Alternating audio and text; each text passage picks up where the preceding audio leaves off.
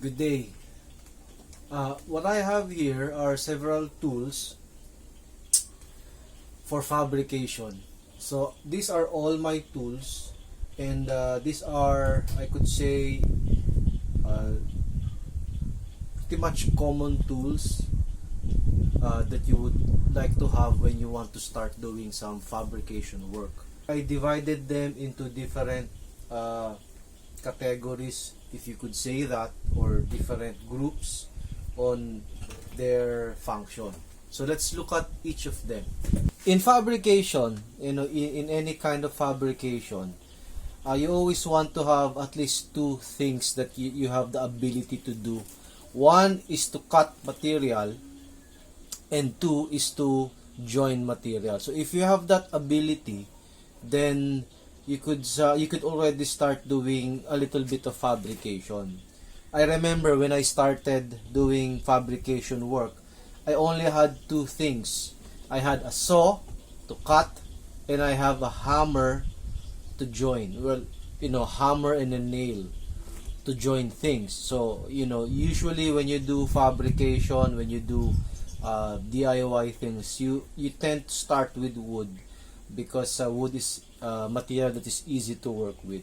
So right here, I've divided or grouped them into those categories, or function. So right here on this area, I have two kinds of saw. This one is a hacksaw. It is used to cut steel. You can also cut wood. And this one is a wood saw.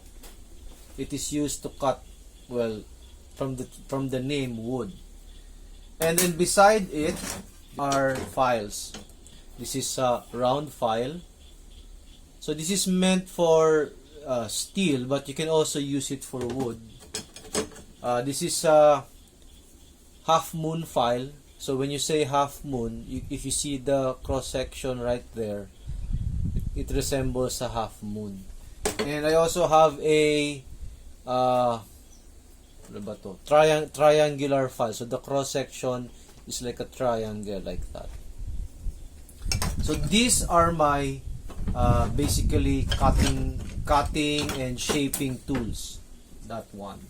Now for joining things, I simply have, what I have here is a piece of hand drill. So this is a 12-volt cordless hand drill with a 6mm drill bit.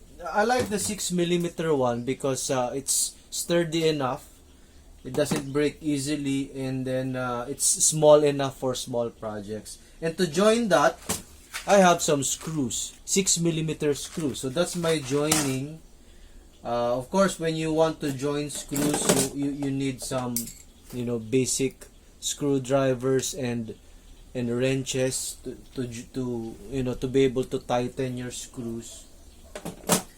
And one important thing, aside from the ability to cut and the ability to join, is the ability to be more precise.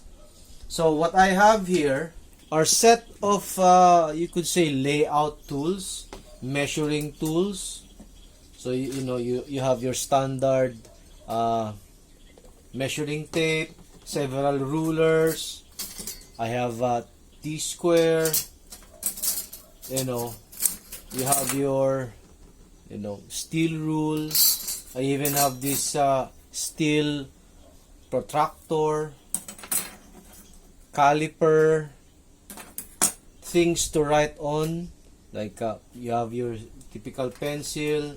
I have a scriber like this one.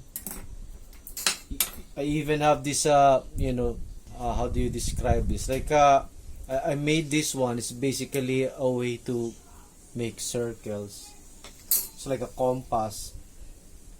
There, so that's the basic things. So for starters, I guess it would be fine if you have, one of these, one hacksaw, one file.